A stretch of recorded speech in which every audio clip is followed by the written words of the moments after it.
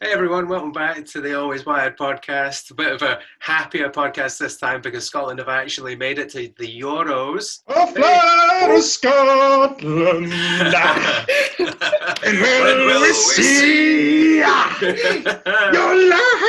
it.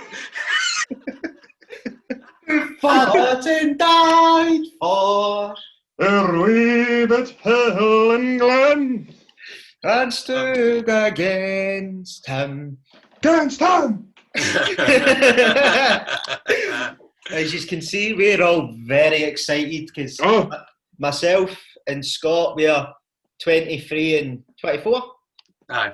So to put it into context, the last time we were in a major tournament, I was 1 and Scott was 2. I was 2, aye. So we've essentially never seen us in a major tournament. And I said that to my brother the other day, and my brother was like, no, I remember you watching the Brazil game. I was 1. As a 1-year-old baby. Aye, but he done it and he made me feel better. So I was like, well, I actually have seen us in a major tournament now, so if COVID fucks it, then I'll hold on to the memories. I do remember it because I'm nearly 30. I do remember World Cup '98 quite well because on my street where I grew up there used to be a chip shop and it had a wee telly in the corner. And I remember being in there getting chips and a wee bottle of red cola and I had one of the like tartan hats on with the ginger hair coming at it. My old 90s Scotland tap with Hendry on it because I love Colin Hendry, but with this. And I remember the shagging we got for Brazil. No good time. So I do remember that. But finally the grief is over and we don't have Brazil in our group because it's obviously Euro. So yay! Aye. No Brazil. No Brazil. And just for clarification, the hair at the end of his cap, that was his real hair. It was the cap that he's got in the mouth. Because when I was... he wishes. He wishes he had a lock of full ginger hair. I can't wait till you go bald, you prick. You're always slagging me. You full head of hair. Fuck you and your hair. Right? Me going bald? I can't wait. I can see it. Every time we come on, your hairline goes back a bit further and that forehead gets just a bit bigger. Because I'm always editing your shite chat out in this. My chat is brilliant, you prick.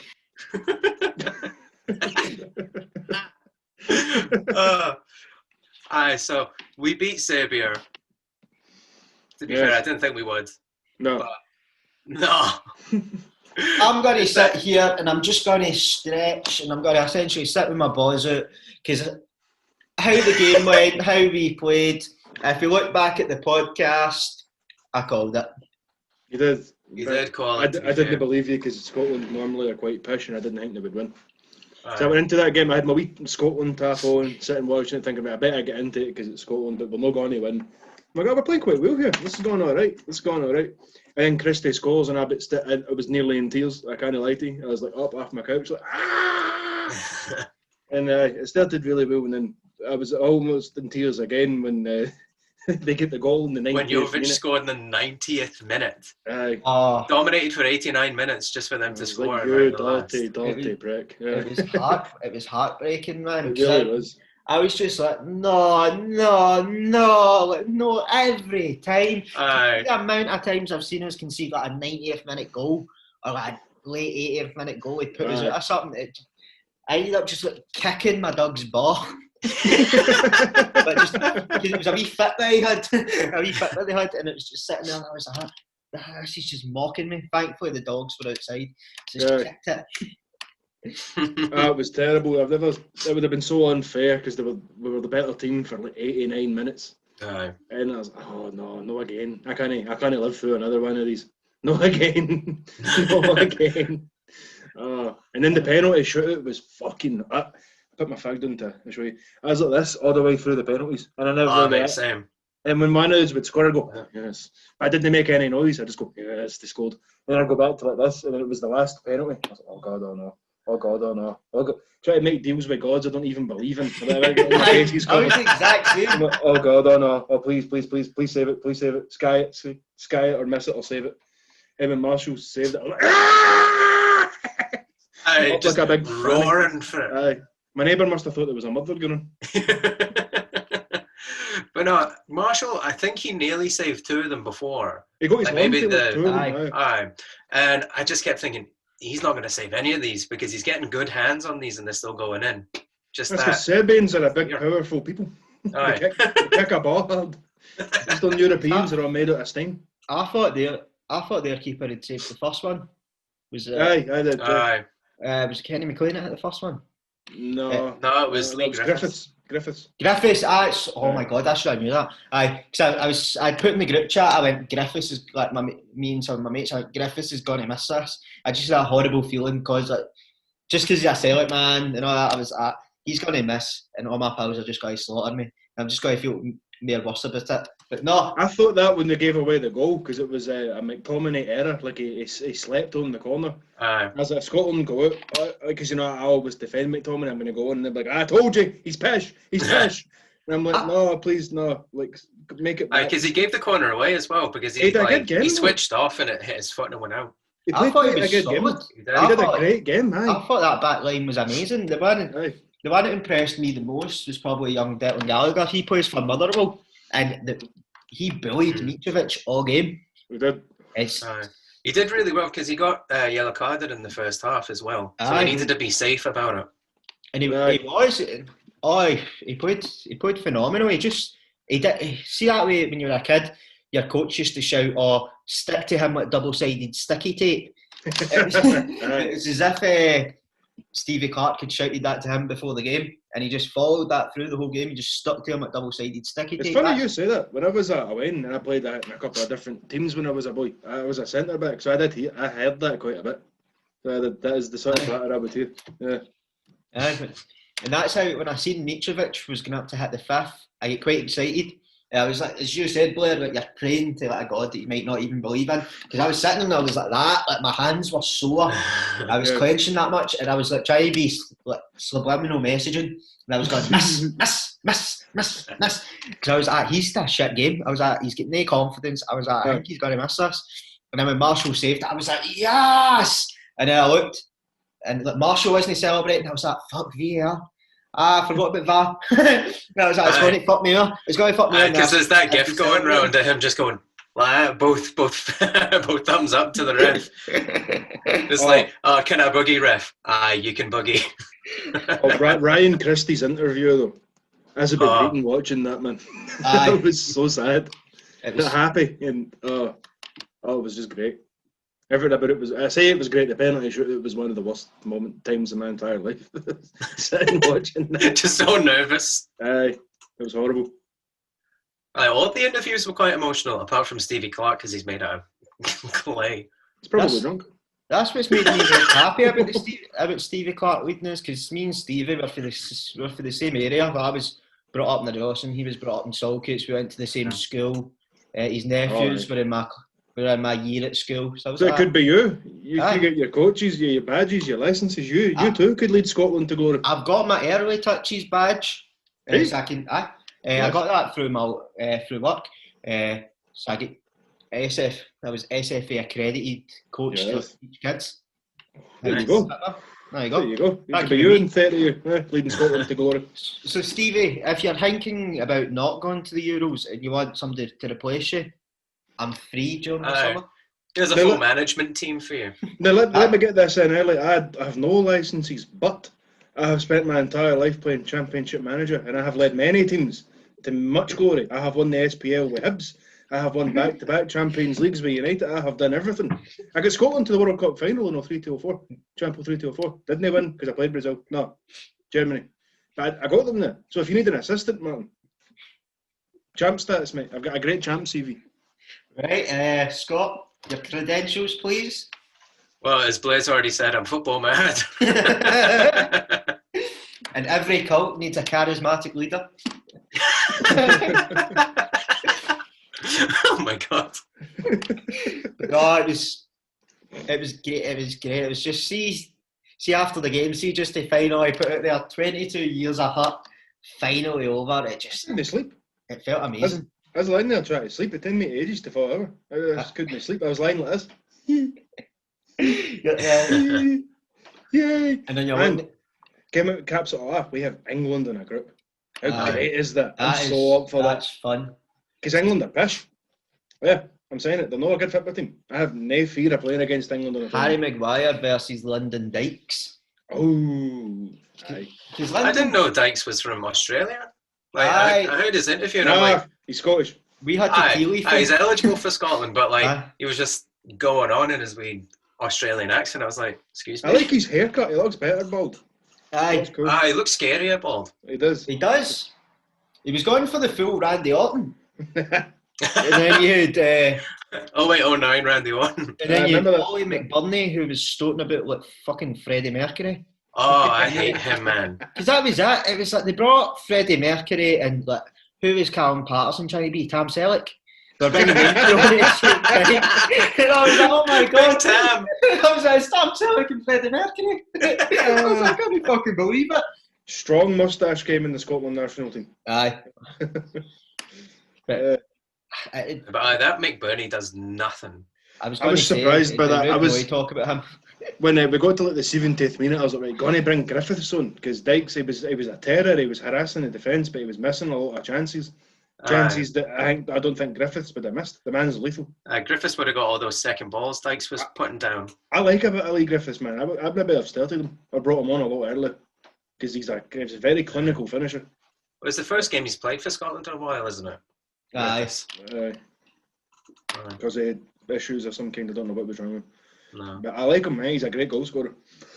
Yeah, that's exactly what Scotland needed, especially up top with London Dykes. But I felt like Stevie Clark was just fucking with me a wee bit because I'd put £5 on Scotland to win, Lee Griffiths anytime, and he brings him on in the 116th minute, which William Hull still counts as fucking anytime, by the way. But if he had scored and we had won, I wouldn't have got my money because all the bets are only 90 minutes. So Scotland need to win 90 minutes. But Lee Griffiths could score in the fucking 500th minute. I was like, yeah, fucking bastards. Hashtag don't bet. Hashtag when fun stops. Stop. When the fun stops, stop. Please gamble responsibly. The world's favourite online betting service. Bet and play. Nah.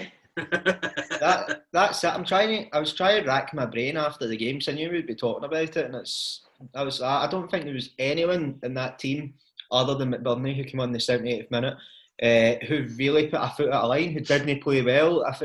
I think we've seen for like the third game, Callum McGregor has pocketed Milinkovic-Savic because he pocketed him twice for Lazio when Celtic played them, and he done it again. I felt the boy Ryan Jack as well for Rangers. He had a bit of a shaky start. There was a couple of times he probably could have played a better pass. He grew into the game, I thought. He grew into the game. He was up for it because you seen it when he stuck his head in and took a kick to the face. That was a cracker, that wasn't it? You could tell. He was brave as fuck. He was going to get hurt, but he went in with his fucking forehead anyway. That's what we were needing. And for that game, we needed 11 warriors who I just put Eden on the line, and they didn't. It was great. It was great to see. Great to see a passionate Scottish team and to actually kind of get what they deserve a wee bit. That was one of my biggest takeaways for the whole thing, because we've said numerous times in my sports show that you can tell a lot of football players don't care anymore. It's just a wage, nobody plays for the badge of that. But you can tell it mattered to that team. Like, they were all greeting everybody, they were trying really hard. It was nice to see like that actually mattered to them. It was really nice. And this game against Slovakia on Sunday, that's a write-off because they're probably all still pissed. Rightly so. Did you see all the videos on Twitter and Facebook and everything? They were just dancing around, lager everywhere. Fucking quite right. Good Scottish lads. You know, there's a few kebabs brought in that night. I think we'll be lucky to fucking feel that team on Sunday. Pretty sure I saw pakora on the table. Good Scottish patty. Some haggis pakora. Somebody's got like a sneaky 20 deck of lamb and butter. There's just deep fried pizzas everywhere. Oh yes. Cheeky half pizza. Aye. Fucking. Well, they've earned it. They did. To see us in a major tournament, it's going to be amazing. And it's great for young Scottish boys as well. So it gives them people who look up to. Something to aspire to, into football. Yeah, something to aspire to. And these players will go down in history. Aye. And Andy Roberts, the boy that took them to the first major tournament, just saying. Best Scottish player. He's not way better than Kieran Tierney. To be fair, I thought Tierney had a really good game. Let's no step with this club loyalty shit, right? We're Scottish first and foremost. Tierney was solid, but to Robertson's credit, he was getting a lot of the praise after the game for the players. Like they were saying, the way he was speaking in the dressing room, he must have got them all fired up. You think it was either Christian Dykes that said like Robertson talking at half time, it changed the mentality. Yeah. I wonder what he said. You think he was reading for the Declaration of Arbroath? As you were saying that, he probably was. He was probably just quoting Braveheart. Get some of that good like Scottish nationalism on the go. Aye. They probably just put Loch Lomond on before the game. Like, see what when that comes on at a family party, everybody's up and all dancing and going mental. Stevie Clark should put that on before the game. Aye. There's a lot of good playlists on Spotify. It's like Scottish pipes and drums music that was good for war. I would have had that one. There's all the drum beats as if we're going into a battle. Aye. That'd have been what I'd have done. Aye. That's probably what he was doing, because he came out as if they were going for a battle. Aye, we went to war. And it was amazing to see David Marshall like getting the praise that he deserves, because like David Marshall, he's one of the guys that have been around basically my whole footballing life. Because I remember him when he was a young lad playing for Celtic, and he was putting amazing performances. I said that all the way through the game. Like, I feel like no matter when you watch football, David Marshall has been there somewhere. He was either in the national team or on the bench because we had Craig Gordon. So what age even is David Marshall? He seems ageless. I'll just double check that. He might be 35. I think 36. Yeah. He's been about forever. Aye, he was a dead young boy when he was playing for. He was like 17 when he started playing for Celtic in the first team. There or thereabouts. 17, 18. So he's always been there. 35. 35? Right. Aye. That's alright for a goalkeeper, you get in a few years. He's playing with Celtic. He started with Celtic in 2002. Right. Because it didn't feel that long ago. But he was playing with Celtic, and it was one of my mates, Matthew. We were talking, and he's like, because I remember like David Marshall having that quality game in the run up to Seville when he played amazing against Barcelona, because he went into school the next day and was like desperate to be a goalkeeper at breaking lunch. Let's see playtime when you used to play football. I think everybody was like queuing up to go in goals because if they wanted to be David Marshall. It's funny you say that. See, after the day after the game, my mum phoned me to ask me if I had watched it, because he moves to Spain for months and months at a time. And she's like, it was a big deal over there for them. And she's like, did you watch it? And I was like, aye, it was great. And she's like, I remember David Marshall when he played against Barcelona, and he played really well. I'm not even making this up. It's funny you bring it up. And she's like, I always loved him after that, because when he got the interview, they were like, oh, how's it feel playing so great and everything? And he was like, I was only doing my job. Like, I'm paid to do this, and that's what I was doing. So it's funny you mentioned that, because my mum was talking about it too. I always liked Craig Gordon better though. I have a right soft spot for Craig Gordon. I quite like Craig Gordon. I wanted him to be the next United goalkeeper when Van der Sar left. Oh, when he went to, before he went to Sunderland? Aye. About that time I was like, we should get Craig Gordon for when Van der Sar goes. But he would have done really well, I think. But, see that save that Marshall made in extra time? Oh, like the corner came in. Aye. And then like it came in so fast and it was moving and it was going through players, and then all you had was the quick him getting there. Him getting the touch and putting it around the corner. It was majestic. Because it was good to see after the game as well, because all the boys were doing like a kind of conga. Like they were all singing like David Marshall. Like they were all singing like his name, and he's at the front of the conga, like pure fun. It was like Darren Fletcher was saying after the game that he's like nobody and that team deserves that more than David Marshall. Aye, I remember that. And if he says it, it must be true.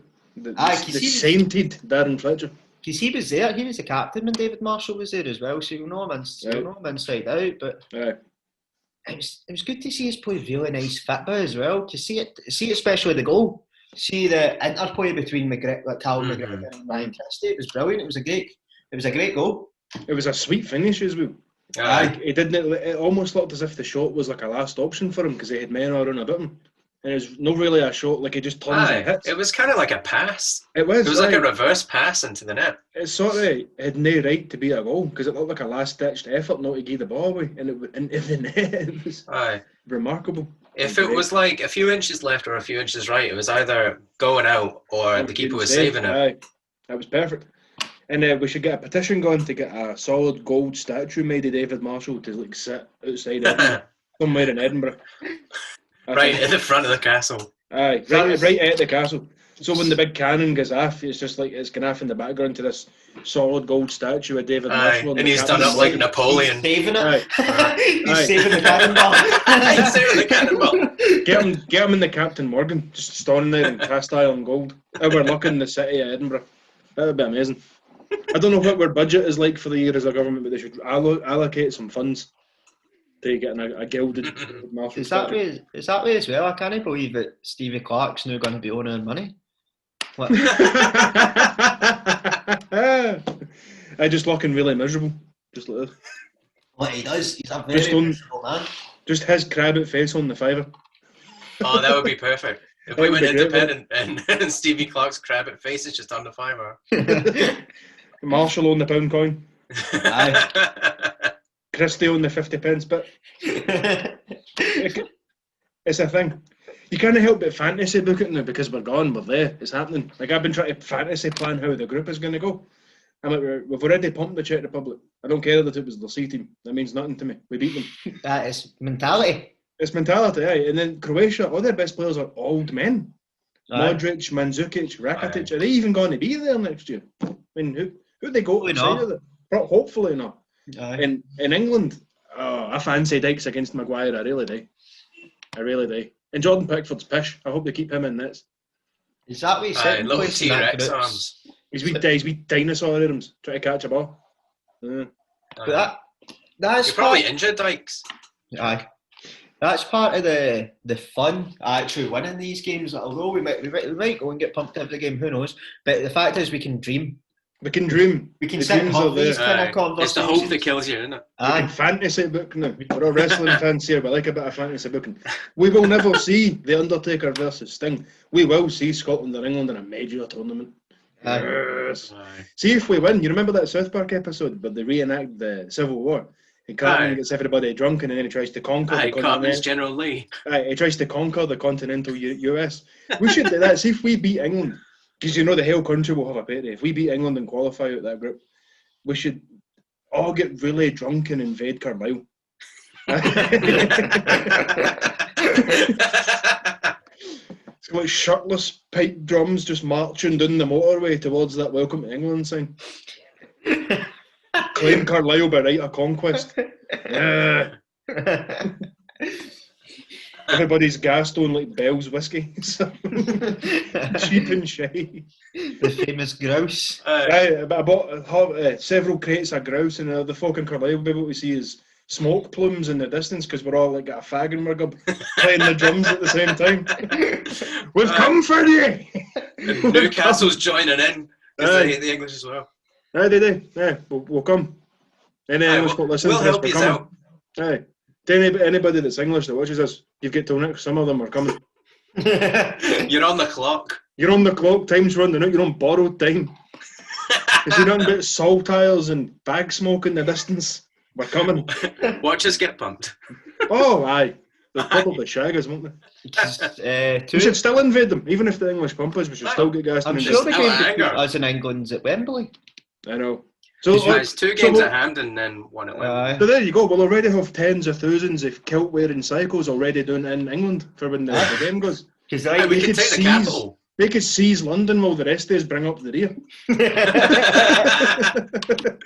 Going at it like Vikings. Aye, you got the shirtless, all pale. But the summer, so the light will be reflecting off us all because we're all pasty as fuck.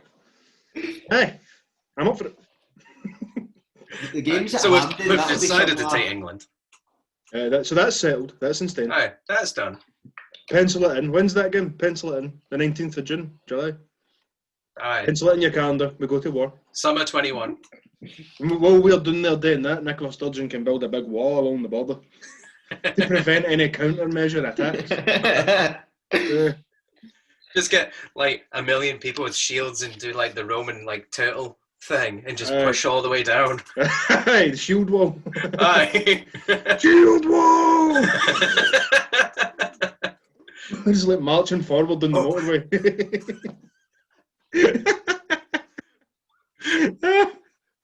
With war Robertson's Laurie's person just doing their business. We're like, then that's the thing though, because we could take our their lorries and feast. We wouldn't. Like an army marches on its stomach. We wouldn't need to run out of supplies. We could just sack loaf lorries on the way. Aye. Just eating scones on the way down. Aye, tatty scones and slice. Upon hunters and hunters are mother's pride. The army will march on mother's pride loaves. Aye. The invasion can be sponsored by Brownings. Tunnocks, because you need a sugar rush. All hyped up on caramel logs. I need a tea cake. Oh, I'm getting fatigued. Launches in the tea cakes. It's quite funny that Scotland qualifying for a major tournament is going to get the three us arrested for potential rebellion. Crimes against the crown. Treason. the homeless wild team get done for treason. They're going to bring back public execution just for this three. Well, I'll go to my death quoting Ragnar Lothbrok, man. I'll die without regret. I welcome the Valkyries to summon me home. Yeah. Monkeys. Aye, it was a good football match. It was a great game, aye. And I'm very excited for the tournament. Aye. I think that's what Stevie Clark's brought to the Scotland team. It's like probably the best organised Scottish team I've seen. He's made us really in hard a long to time. Aye. What, 8 games in a row without a loss now? Aye. Or something like that. I think so. It's the best run we've had for like 30 odd years. I think the contest said since like 1973 or something was the last time. God almighty. 8 games. I'll take it. You know, because those 8 games we beat some decent teams. Right. Teams that normally shag us. Whenever we get drawn in one of these qualifying campaigns, it's always the Eastern European teams that bump us. My heart sinks a bit every time we draw Slovenia or Slovakia. That was that. A lot of the commentators and that, well, a lot of the media, they had us beaten kind of before the game. As soon as they seen Serbia, they were like, Scotland's done. They don't really have a chance. And it was like, why not? And I think it wasn't the Faroe Islands. Aye, or Gibraltar. I know. Historically quite bad against them. I was looking at some of the teams that were getting drawn like before the game, and I was kind of like, why could we not have been drawn against like North Macedonia? Because they were playing Georgia. Yeah. I was like, how could we not get Northern Ireland? Why did we need to get like the really difficult Serbia? But it feels so much better when you beat like a really top level side. Because Serbia they've got great players. 30th in the world. There's something 20 places above us in the rankings. And we beat them. You know it's a good side when they've got players that play for Real Madrid coming off the bench. I know, a £50 million striker. Aye, but I know he's not been great for Real Madrid, but he tore up the Bundesliga. One of the best leagues in the world. Like, look at Jovic, who's a really top level player. And the way he took his header kind of showed that. That was. I hit it down into the ground so it would go up. That's what Robertson was talking about after the game, and the way he was talking about it made a lot of sense. He was like, "Look, you're used to defending the box when it's like 5 guys in the box. You're used to defending against 5 guys." He's like, "We just got caught a wee bit cold when it was like 7 and 8 guys in the box at the same time." And you're a bit like. Makes a bit of sense. Fair enough. So how do you think we can match up in that group then, realistically? Because I think realistically you could take second. It's the top 2 for each group that goes through, isn't it? Aye. It's realistically we could shoot for second. We've beat the Czech Republic already, so we could beat them again. Croatia, all the best players are old men. We should be up for that. I think Croatia could beat England. Aye, but if we're sitting trembling at the prospect of playing like Luka Modric, he'll be like 36 or something next year. We should get his bus pass next year. Just take him the fuck out. I don't care how good a pass he pings. He's an old man. We shouldn't be hiding for that. It's that way as well. We've got a lot of players that are still really young. This is a really young. It's a really young team, aye. It's got a lot of players that are still hit their prime. Robertson, Tierney, McTominay are on with their mid to early 20s. I think playing 25. Aye, McTominay's 23. He's the same age as me. McTominay's 22. So these are boys playing at some really high level club football. Declan Gallagher as well. He's early 20s, I'm sure. And then you've got in the middle, you've got the likes of John McGinn, you've got Ryan Jack, you've got Christie, McGregor. More seasoned players to anchor them. Aye, there's no reason to think now that we're there with the group we've been drawn into that it's not like there's only really scary teams there. We've no Germany's, no France, no Spain. It's England. England on paper, England are the biggest team in that group. We could beat England. The last time we played them was that 2-2 draw. I know we didn't win, but we were all over them for large portions. Again, there's nothing to fear for England. If only nothing at all. If only Stuart Armstrong had punted that ball upfield. Like, see when he tried to run out with the ball. I know. He took off him. Griffith sees 2 free kicks though. He, much like Marcus Rashford, he can eat and sleep in my house anytime he needs bed and soap. He ended up having to delete his Twitter after the game, Lee Griffiths. Which game? The England game? The Scotland game. Because he liked a tweet. There was a tweet put up. It's like the same tweet we've seen a million times. See when a player loses a big game and they're crying. Mm-hmm. They're crying. That's what was going on with Kyle Lafferty. Because Northern Ireland get beat and Kyle Lafferty was crying. Right. And somebody put a tweet up about it and Lee Griffiths liked it. But then a lot of Rangers fans then started to insinuate, because I didn't know this. Lee Griffiths probably didn't know this. And majority of the Rangers fans knew jumping on it. They definitely didn't know this. But Kyle Lafferty's sister had died last week. She committed suicide, so she had her funeral. But it wasn't like none of the Scottish or that news outlets covered that. I think that was under request of the Lafferty family. I don't know if anyone could have known that, really, outside the Lafferty family. Right, so the Rangers fans are trying to insinuate that Griffiths was taking the piss out the deed sister. Aye, that's why he was crying and all that. Or he's taking the mick. He's laughing at Kyle Lafferty because his sister died. This is the same mental health advocates that used to sing like Lee Griffiths won't be playing football anymore because the man was off with depression. Aye, fuck all that, man. There's no way. I didn't even know that. That had happened because I'm not on Twitter. I don't see these things, but there's no way Griffiths would have done that. No. Because that's it. I think he would have done it because Lafferty used to play for Rangers and he used to play for Hearts. Griffiths played for Celtic. He played for Hibs. Do you know what I mean? It's like their counterparts. He probably sent him a text after the game and said, "Look, I didn't know." And Kyle Lafferty is probably a nice enough guy that he's to realise that he would not know. No, because if he requests that it's made public, then how's anybody gone to know? You know what I mean? If the news wasn't made public, how could Griffiths then have known that that's what was happening? Because it was like there was a couple of news outlets in Belfast that slightly covered it, but he was saying Scotland watches Northern Irish news. Because when I googled it, it was like the Belfast Telegraph and that were covering it. But there was like because that was our funeral was last week, and they asked like no pictures of the funeral, and reasonably so. Absolutely, because he was one of the pallbearers. So obviously the folk would have been taking pictures and like trying to use that in the media, all that. But one of the obviously worst days of this guy's life. So I think but don't use any of the pictures. So it didn't get massive coverage because I had to Google it to make sure it was factually correct. Yeah, so did a lot of other folks. So that's just a dick move on the part of the Rangers fans, which we've come to expect over the years, to be perfectly honest. But it was low, and to kind of try and vilify a man who's already got previous issues with mental health and the fact that he's having to delete Twitters, he's having to put up statements. All that and all in the wake of Scotland then, what we had all assumed was impossible. Could folk not get together and just support the fucking team? They're letting this stupid Rangers, Celtic, Unionist, loyalist, separatist bullshit get in the way of something great. It's like, why let the divide come out everything? It was quite funny after the game. I was like, my pals, I've not seen my timeline this united since Kane Larkin made a joke about cancer.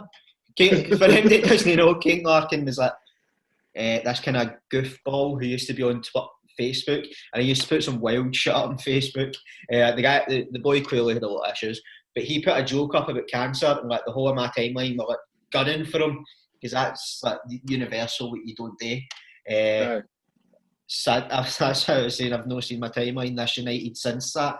But then obviously all that stuff started to come out, and you just feel a bit deflated, mate. You're like, it was the day after probably one of the biggest moments of your international life. It's got to be the biggest, surely, isn't it? For all our lifetimes anyway. For the folk that are too young to remember like the Archie Gemmell teams and all that kind of thing. That was before any of us was born. France. That's up there, isn't it? That and James McFadden's goal. Oh, that is up there. Aye. I'll give you that. Aye. That's why I've never been, ever been fucked with Rangers or Celtic. I've always hated the two of them, even as a wee boy. Because the school I went to, there was a lot of that sort of shit. Like, I'm a Celtic fan, so you're obviously a prick, and then there was Rangers fans doing it too. It just irritated the shit out of me, man. It's like, I know it's folk take football way too seriously, and we come on here and we talk about it, but it's still just a game. Don't be a prick about it. Aye. You know what I mean? I've always hated that because it seems worse with they two than it is with virtually any other team. Oh no, it definitely is. Except maybe Rangers and Barca, where there's like flinging pig heads at Figo. Aye. Hey, did I say Rangers and Barca? Real and Barca. I think I said Aye. Rangers. Real and Barca is maybe worse. I don't know. But that was the sort of villainy that was kind of funny though when Figo crossed the divide. And flinging pig heads at him. That's kind of funny. It's the fact that the stewards like let them in with a pig head. I know. No, we've just brought our dinner. What are you talking about? We like that. It was cooked. Aye. We like a bit of Parma ham here. Just we're going to eat it. Don't worry. We're definitely not going to fling it at Figo. You don't need to worry about that. It's not going to happen. Aye. We love a bit of pig cheek. Aye. It's a delicacy in Spain, isn't it? Aye. Probably. I don't know. You lived in Spain. Is it a delicacy? No. No. No. No, the pig's face. No. Oh well. But still, maybe other than that, I kind of think a bigger football, like blood feud. Aye. Except maybe in Turkey, they kill one another, didn't they? Their football teams. Aye, they enjoy a good knife fight. Aye, whenever Besiktas gets someone in the Europa League, all the little fans come up with like the masks on and everything, saying, "Oh, we're gonna knife you when you come here." I remember we drew Fenerbahce in the group stages a few years ago, and that was all they were sending to like Celtic fans over Twitter. It was like them with like kitchen knives and all that. So like the Celtic fans just started making like a big joke about it, and you were getting like they were catching it like that's not a knife. So you'd like folk holding up hoovers, folk holding up their ducks and all that, their wains, going that's not a knife. It's so funny till you get there and they stab you. Aye. What fun and games do you get a knife in the neck? About a game of football. Aye. That's amazing. Obviously, our focus is on the Scotland game. It's a good time for Scottish sports because the world's strongest man is on the now. And our boys, Tom and Luke Stoltman, are over there flying the flag for Scottish strength athletics. So hopefully they do well. I love a bit of strongman. It's actually my favourite sport, but we've just never covered it. You think it was football because all we talk about is football. But no, strongman. And we've got two Scots boys that they're competing for the world's strongest man. The brothers, Tom and Luke. So if you ever hear this, we're cheering for you. Aye. That's two folk we could aim to get on. We could, aye. That would be great. I would love to talk to the Stoltman brothers when they get back from Florida in hurricane season. Doesn't it seem great to go out and try and lift big weights in hurricane season? Did you see that video of the alligator I put in the group chat? Aye. I thought it was fake. See the pictures? I thought it was fake. No, I seen the video and I was like, holy shit. It's the way it walks, and it's got a big fucking swagger. Aye, it's like a dinosaur. It's like if you ever seen anybody listening at home, you ever seen Jurassic Park? It's there. It's in Florida. It's here. I've been to Florida. I know it is just like a Jurassic Park. I remember Joe Rogan once called Florida redneck Jurassic Park. Aye, it's the truth. Terrifying. I've been, and there's alligators everywhere. The way we get like a stray cat here in Scotland is just gators. The month before I went, actually, one of my pals went to Florida the month before me, and he said the hotel that I was booked in to stay at, a month previous to his visit, a boy got killed by an alligator in the pool. Because he dove in the pool to have a swim. Obviously, it's Florida, it's warm, you need to cool down. And a gator got him. They hadn't checked the pool for gators. And a gator got him, and that was like 2 months before I went to that same hotel, and I was like, I'm not bigging in the pool then. Fuck that. Right. I'm going to put this out here now, right? Because my big cousin Lee, he's an avid watcher of the show. Me and Lee went to Mexico, and I had the exact same fucking fear. Because like we went to a place called the Moon Palace, right? And it's essentially in the fucking jungle. Well, see at home, Google Moon Palace, Google Maps. You're in the middle of a fucking jungle, and round it there's like a lagoon. There's like a lagoon like essentially a big puddle round about you, and that had crocodiles in it. And I remember we were going to go in the pool, and I was a bit nervous. And he's like, "Oh, what's going on?" And I was I had to say to him, I was getting pure nervous running about the pool, and he's like, oh, what is it? And then I had to like, wear my heart to him, and I was like, I'm scared in case there's crocodiles in there that are going to eat me. So I was like 10, and he mocked me, he laughed me, and he mocked me. So Lee, if you're listening at home, it happens. That boy happened. Ate somebody in Florida. What did you say his name is? Lee? Lee. To Lee, when I went to Florida 2 months before I went to the hotel I was at, boy get eaten by an alligator in the swimming pool. It's a thing that happens. Yeah. There's fucking snakes cutting about that hotel as well. What were you doing going to a hotel in the Mexican jungle? It was a wee pale pasty fucker for Ardroston. What are you doing in the jungles of Mexico? It was a really nice hotel. You know it's a really nice hotel. You know it. You get nice hotels in Arran. Go to Arran. You don't have crocodiles and snakes to worry about. I went with my auntie, my uncle, and my cousin Lee. Funny enough, Hamlet was mocking me because we'd a real fallout with this. I get really offended when he started mocking me for my crocodile fears. Oh, I think that's the worst fallout we've ever had. I was like, I wish you weren't my cousin. How bad would you have felt if he said that? I wish you weren't my cousin, and then he jumps in the pool and crocodile gets him.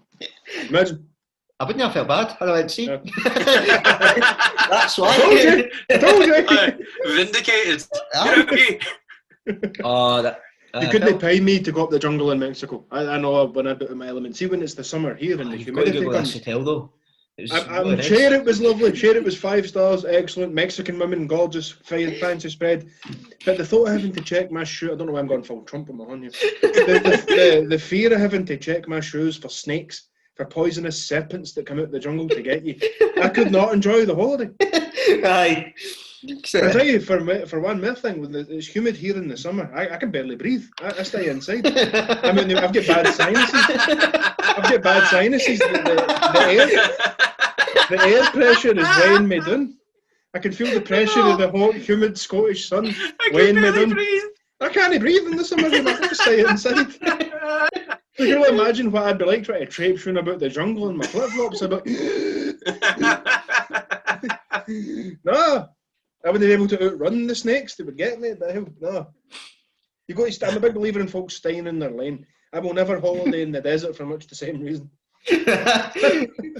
I holiday in cold places. I don't like it. The hotel, it was that big. There was a bus that ran you from one end to the other. Like, see what that means to me is there's more places for the serpents and the crocodilians to hide. Aye, because there was a wee tennis court at our bit. Part of the hotel that we were staying at, and we get talking to the tennis coach or the woman that ran the wee show, because we got her playing tennis with us because she'd never played tennis, and she was saying, like an hour before you came, we had to get the rangers out because there was a huge, massive python. Do you know what I mean? Rounds at the hotel. Do you know what I mean? I'm sitting here making jokes about that being a lot of places for snakes to hide, and you're like, oh no, see, an hour before you wanted to play tennis, wee white pasty man. Well, we had to get the professionals. We had to get the guys in the khakis with a moustache to come out and catch this fucking man-eating python. The Rangers. Hire a man. They had to pay a man to come and get rid of this fucking monstrosity. That's you're making jokes about it. That actually happens. There's house rangers. They're always on call. There's people over there that make a sole living because snakes get into places where they're not supposed to be, and they go to come out and catch them. And tennis courts. And tennis courts, there are places. Snakes don't play tennis. Why are you there in the tennis courts? That makes no sense. How would they hold the racket? How would they hold the racket? Makes no sense. Oh, fuck. Fucking snakes. No, you can't be going to places and hold it like that. What you were saying, like the alligators were like stray cats. That's what I felt about iguanas. But there's so many fucking iguanas, though. Iguanas are cool, though. I can live with it. They're not going to get you. They're quite big. See when you see the size. Big. Some of them can get you. My dad used to keep iguanas. Some of them can be quite big. They whip you with their tail, right enough. I've been whipped by an iguana. Did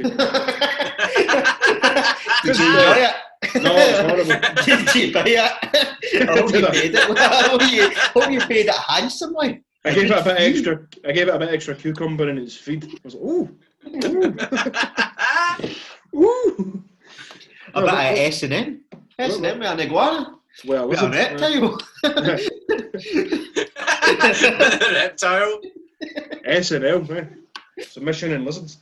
What was I going to say that before that? Aye, because they're vegetarian. The herbivores, iguanas, they don't even have teeth. But they whip at you. They're quite territorial. The big males were anyway. It's more like trying to feed them. They'd be like, "Hey, you, away from me." Like, oh no. Try to get me. See, I've got a wee bit of a short temper, so I think if I'd done that enough, I'd probably grab it with the tail and start whipping it around the room like that. Like lasso. I considered that. I did consider that, but then I thought, I could take the iguana in the fight and it's all going to be fine. But my dad will kill me for killing his iguana. He doesn't muff it to me. He'd be like, "Why's my iguana lying mangled?" And I'd be like, "Oh, it whipped me when I was trying to feed it, so I beat it to death." That's not going to go on full mount and just pounded it. I could have kicked the fuck out of that iguana had I so chose. Let it be known. Let it be known here and now. But my dad would have murdered me, so I didn't.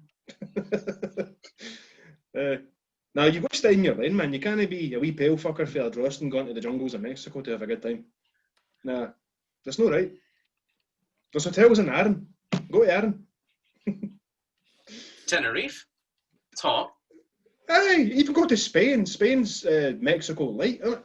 Aye. It's the same sort of climate, but none of the shit that's going to get you. Aye. And the snakes are much smaller.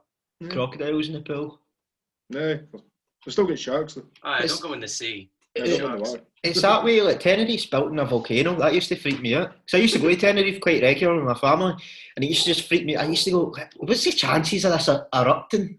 I know exactly. It's my dad on it. Wrapped around the volcano. Aye. I know exactly how you feel. Fuck that. We, obviously, as I said before, we go to Iceland quite a lot, and the whole of Iceland is just volcanic. The entire thing is volcanoes. There's a constant smell of sulphur in the air in Reykjavik, because the whole island is geothermic. There's like 5 or 6 active volcanoes, and they've all got big stupid names that I can't pronounce, because the Icelandic language is insanely hard. But every time we're there, they're prone to earthquakes. I know, in Iceland they get really regular earthquakes and shit. And every time we've went, I was like, "Is this the year? Is this the year the wee pale fucker for air has to suffer through a volcano?" Don't fancy it, mate. So I know what you mean. I know your fear. It's a fear. It's a real fear. Because we don't get shit like that in Scotland. I know Edinburgh Castle was built on a volcano, but the thing's been deep for thousands of years. You don't get earthquakes. I trust that it's not going to act up. We don't get earthquakes and volcanoes and typhoons and things of that nature here in the God's country that is Scotland. And you've muted yourself, Martin, somehow. I know. The dog downstairs was barking a lot. Ah, right. Never mind. It's not mine. I think my 2 are in their rooms. Right. So you're not prepared being Scottish going to these scary places that might kill you, because we don't have any of that. No natural predators. I mean, midges will get you. You go fishing in the summer, the midges will get you. Midges are cunts, man. Midges are cunts. I used to go with my dog in the summer, and it used to just ambush you, like teams. They're always they get packs. They get you. Covered in like bites all your arms. That's why I started smoking cigars when I was 15, because I used to go fishing quite a lot, and they don't like the cigar smoke. It keeps them away. That's how I think that. They don't like smoke. You got to light a campfire or smoke a cigar or a fag or something. Because we had a candle outside that you used to light in the summer nights, because that used to keep midges away. I feel like I should say, for anybody who knows Scottish here that heard me say the word fag like 5 times, that's what we call cigarettes. I'm not gay bashing. But that's not how we roll it all as well. I'm just saying, you know, fair here. We call cigarettes fags. So if I say I'm smoking a fag, I'm not setting a gay man on fire. That's not how we roll. We live and let live here. Oh, yes. Aye, to each their own. Shag who you want, as long as it's legal and consensual. Shag who you want. As long as it's legal. And consensual. You've got to get you can't be having non-consensual shagging. That's not good. You can't be doing that. Aye, it's a Scotland game.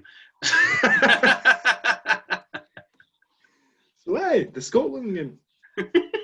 How dare you? The next episode's just going to be like 20 minutes long, and it's just going to be me and Scott having a conversation. Go far apart. I'm not even going to be in it. I'm going to be cut out the entire thing. I shouldn't have pissed off the editor. Aye, Martin will say something and I'll just completely go in a different direction because it won't sync properly. There's like 40 minutes of missing footage about me ranting about snakes or something. You just cut it. At least keep the part I'm gonna tell my cousin that that argument years ago was. Right, all that needs to stay because your cousin needs to know he was wrong. It's a thing that happens. All that's they get you. The midget's pish is gone. Dude. What if a midget spits on me? Can that stay in? No, it's the midget bit. If a little person pishes on me. Aye, that's fine. I'll keep that in. Oh, so we can have little people spitting in our mouths.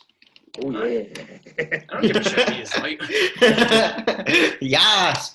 Bridget. Yes. If Bridget the midget hears this, hit me up. Pissing Pygmies in Chains Volume 2 was a classic. See, because we were talking about it the other day, I put on one of your videos, right? And it's the one, and it's so funny because the guy's got off in a suitcase. Like a jacket. She's like a jack in the box that you fit. He brings him into his wee motel. He's obviously checked in. He's got his wee suitcase, but he finds it very aggressively on the bed. He's like, "Don't!" And then he just opens. But he's opening it slowly, and you're like, "What's happening?" And Bridget just pops out and starts going to town in his coke. So imagine that. Imagine having one of them and keeping your case. That'd be a great surprise, but wouldn't it? Yeah. Oh, I need to get my swimming shorts or whatever. She springs it. Oh, well. I'll be patching the pool then, won't I? Making a pool in your pants head. Oh no. We're dark. We're dark. It wouldn't be a pool, it'd be a little puddle, wouldn't it? Oh, we're back to our pissing on us again, aren't we? You've got to. You've got ringing it out on knickers. Into the like a dying man in the Sahara.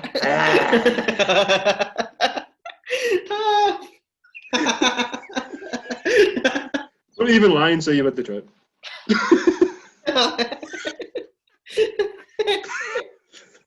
The tuggy I went after were wee arms. It looks massive. Really small. I know. Wee flippers. Like a tiny wee seal. Getting jacked off by a penguin. You know the way the way they do in the survival, you got to rub the stick together to get a fire gun. Like that. They're daft wee fat horns. So there's my one pair video. I'll get you again next week. Can't wait. Have fun with that. I'll try. I'm sorry. Alright, Martin, did you watch the UFC the weekend? I didn't know. No, I've been meaning to watch it all week, but I Glover Teixeira knocked out Thiago Santos. Ooh. Which is a bit mad because Glover Teixeira's about 50. He's in his 40s.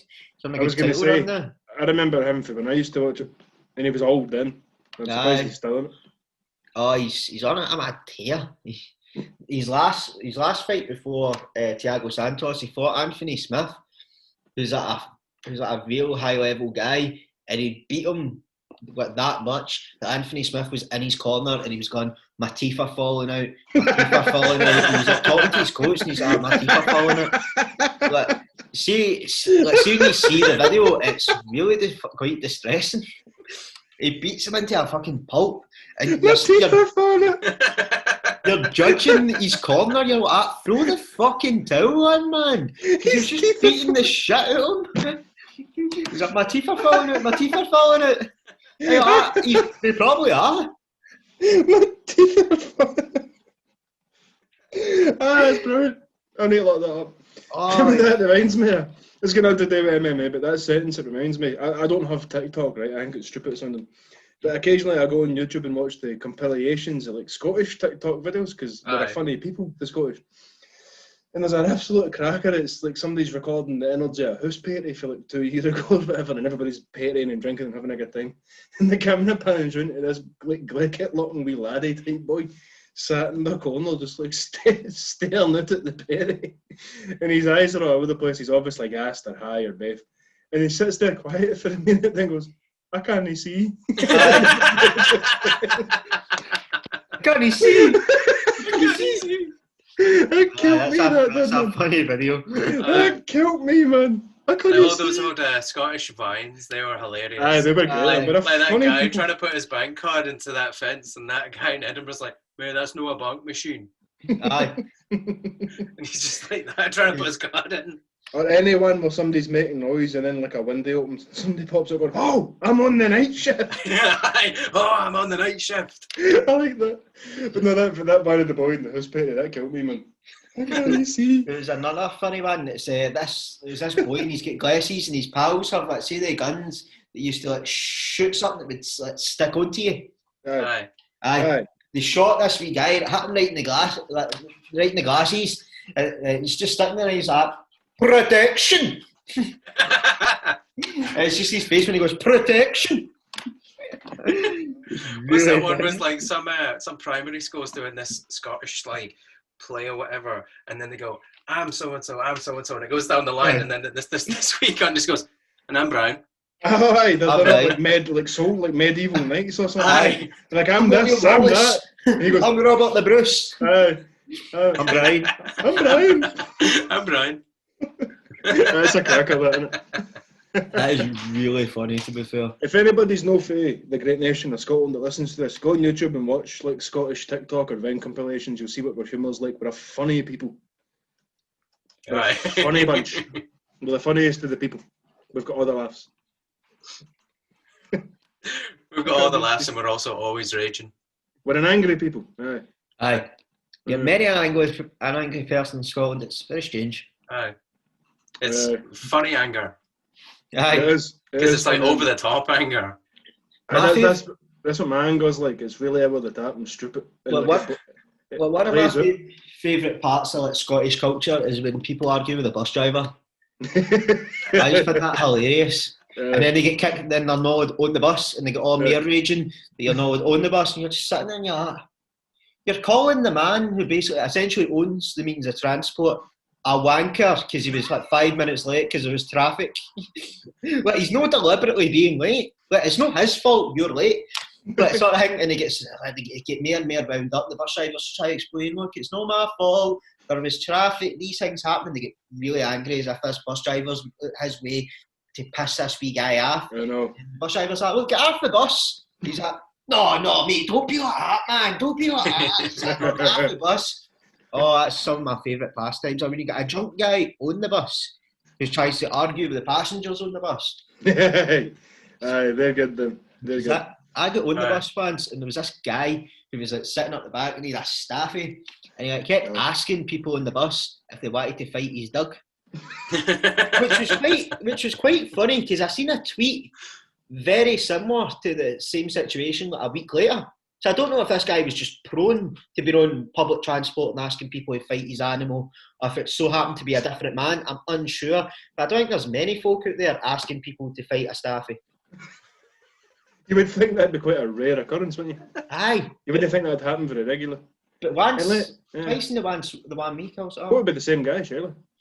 There's got to be, because I remember we're going on funny bus stories here, but I was, like, when I was younger, I was out and I was drunk, and I got on the bus, so I used to get up and I used to sit at the back of the bus and the upstairs, because in the North Ayrshire and East Ayrshire as well, you get the double deckers. The double deckers are like King's Palace.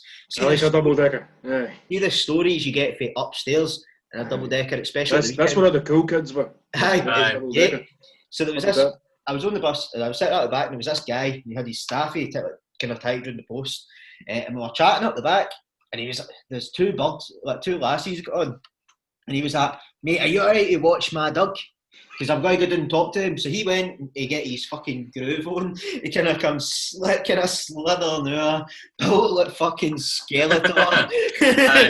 Going down like big old snake hips. Aye, apart from it was like, I'm surprised he wasn't jingling. He was that skinny with everything rattling off each other. Well, then I've got to stop with there. He can't be built like Skeletor then. Skeletor's massive. The only way I could describe him, if I was going to use a movie character then, was Skindiana Bones. Like, the guy he must have been like wind chimes coming down there. But aye, he comes fucking prancing down, sits behind the two females, and is trying to get his groove on, like trying to get a wee bit further than being the creepy guy on the bus. And So he's left me. I don't know this fucking Doug for Adam, and I'm steaming. So I'm just living life. And in a group, because we used to have a place called Auchenharvey that used to have a Friday night disco, the ice disco. So there was loads of folk for there that got on at the ice disco, were being quite rowdy, and I knew a few of them, so I was like, yes, I'm going to go down and talk to my pals. This fucking staffy's going off its nut, man.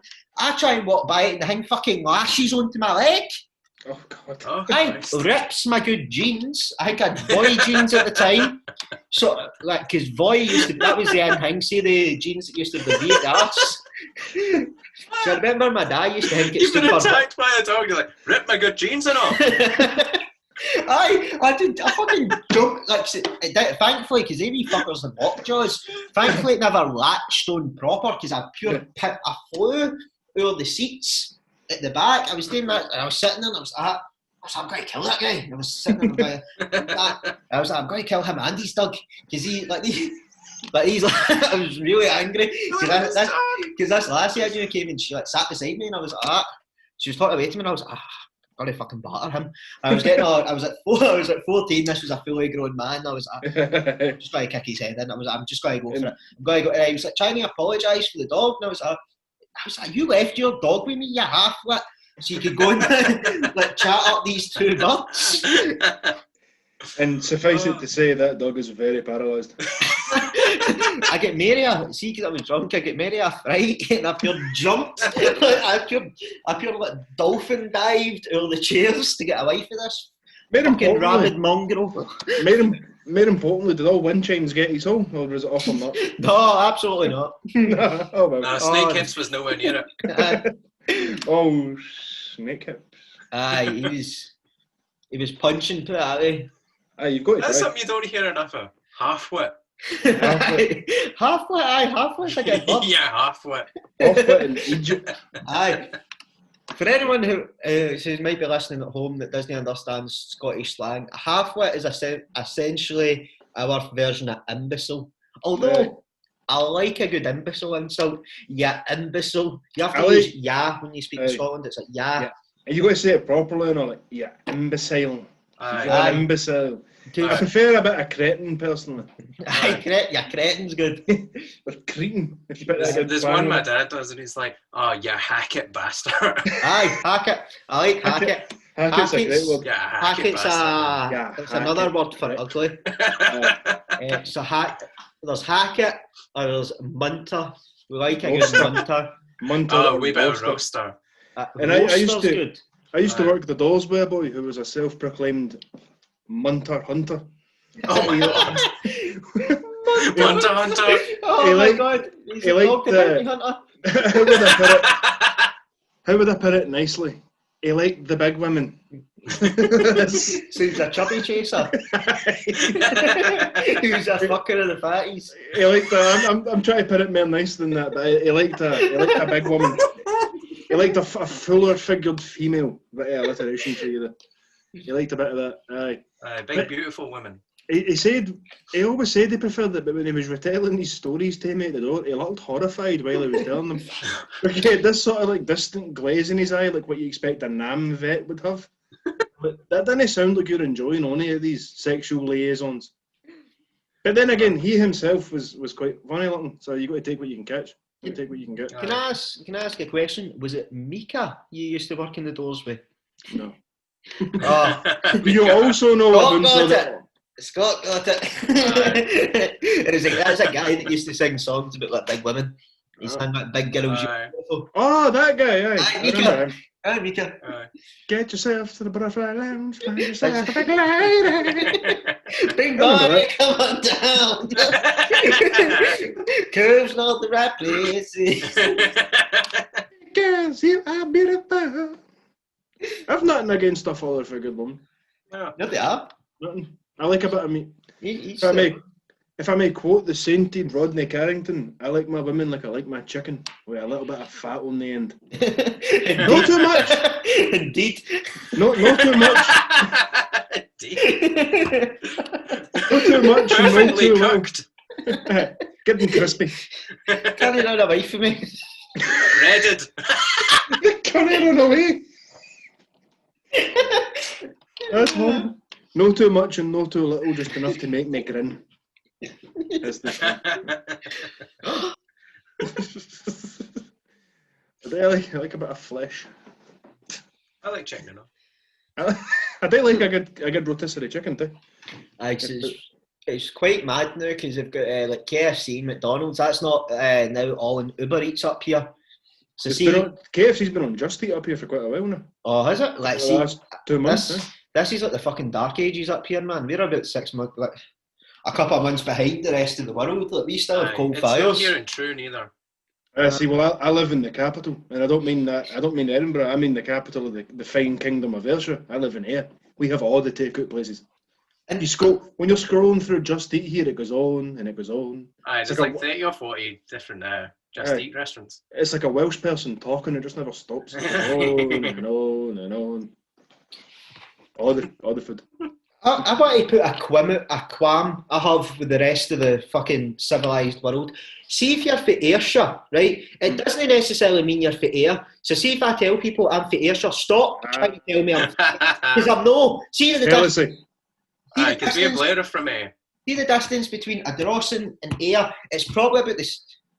It's probably about the same between. It's a fair mile. Barton and fucking Glasgow. It really infuriates me, man. What is it, about 20 miles? Aye, it's a mission. Aye. Well, that's because Ayr is two trains to get to Ayr. I only need one to get to Glasgow. I'm quicker than Glasgow. Ayr is the hub of civilization, and everywhere else in Ayrshire is an impoverished shithole, like a Far Cry game. You live in White City, what are you talking about? Aye, you forget I've been to Ayr. I live in a racetrack, there's no much going on. You used to have a 99p shop. We have several. Not even a pound shop, a 99p shop. But you can get Pringles at them. Aye, no. We've got pound shops, you have 99p shops. Well, I'm saving a penny on each tub of Pringles I buy then. Economically sound. Economically, I can enjoy a tin of Pringles more than you can. Did they not change? If you buy 300 things, that's you save what, $6,000 a year? Yeah, just 300 tons of Pringles. Which is probably what Blair gets. They kick. When I feast, I feast. Tins of Pringles, the Kit Kat pop chalk things, wee cubes of Kit Kat in a bag. Oh. They're brilliant, them. I must admit, when we finished college early, I think it was a Thursday we used to finish early, I used to go in there and get one of the king size pot noodles. I hate pot noodles. I used to have a pot noodle with a piece and pot noodle. Oh, you savage. See, that's what the sort of thing that's the sort of behaviour that somebody that lives in Ayrshire but didn't come from Ayr would do. You know what I mean? Like, that's that animalistic. An outsider, you like Scott Hall. But no, it's cool. You like Buff Bagwell. I'll buff the stuff. Buff the stuff. For all you're saying you forget you've been to Ayr. Well, I've been to Ardrossan, mate. I know where I'd rather be for. You people have got gills and webbed horns. You're receding backwards into the fucking sea. It's a shithole. It's one of the... You wish you were for Ayr. Wait. We've got two... Scottish unity at its best. Aye, we've got two beaches. Well, we've got one beach that's better than both of your beaches. Aye. Ayr Beach is massive. Ayr Beach is massive. South Beach is really big. We can see Arran. We can see Arran. We can go to Arran. I'll give you that. You've got to go. Ardrossann's the gateway to Arran, I'll have you know. Aye, and if it wasn't, you'd get no tourism. Nobody gives a flying fuck about Ardrossan. Everybody's just trying to get to Arran to eat artisan jam. Even then, no one stops. They just go straight. I know. To the port. I know. That's something to the ferry. That hinders us. That does hinder us. I'll give you that. It's a hindrance in the good town. Because when I went to Arran the last time, we were hanging about there at the ferry terminal. I think I said Terry terminal there. Ferry terminal, and I was like, what can I spend my hard-earned vacation money on? Can I go into the big luxury Asda that these fine folks of Ardrossan have laid out? Or will I wait to get to the sainted God's country and get artisan jam? I think I know what my choices were. Never spent a penny in your poxy third world city. You should have went to Albert's, the best chippy in all the land. Well, that's just not true, because we've got Aldo's. Aldo's is the best chippy in all the land. There's an Aldo's and Coinnan as well, and it's not a patch. It's not a patch on Albert's. That's not the proper Aldo, run by a man called Aldo. Aye. I'm sure Aldo of Coinnan would disagree. Aye, we've got the famous Ronaldo's ice cream. Hang on a minute. We're going to commit me with ice cream here. Have you ever been to the Plaza? World renowned. You're sort of behind Largs in that regard, though, you know. No, Largs does all the best ice cream. Nah. They've got that good Mancini's shit, nah. Plaza kicks fuck it. No, mate, Largs is where you go for ice cream. Largs has his best on ice cream. But yeah, we have the cinema, we have McDonald's, we have we've got a bowling alley. Do you bowl? Does anybody know Dross? It's like one category away from being classified as a city. Aye, get it up you. We're one cathedral away from cityhood. Oh. You're one benefit concert away from poverty. Big words for the man that's moved to Troon. Right, you're a Judas. Left. Left the place. Yeah, this was a business decision. You got a bit of this and fucked off to Troon to be a golfer. This was a business decision. You go sell your soul for a golf course. Get it up, we don't want you. 4 golf courses, I'll have you know. Speaking on behalf of the fine folk of Ayr, we don't want you. That's too bad. Name your vid cola for you. It needs to be the curries, man. It needs to be curries. Best of gear. Otherwise, I'm just pissing in the wind. Yeah, name of that bar. I only found out a couple of years ago that Ken was it's an Ayrshire thing. It's not like a Glaswegian. It's not a Scottish thing. I use it quite a bit up here, and they look at me as if I've just kicked their cat in the face. It's the same, the exact same for me when I did the doors up in Glasgow. Nobody else up there says seven. They say seven, like proper pricks. And I'm like, they're like, what time is it? I go, it's 7:10. They're like, 7. I go, 7. Fuck up.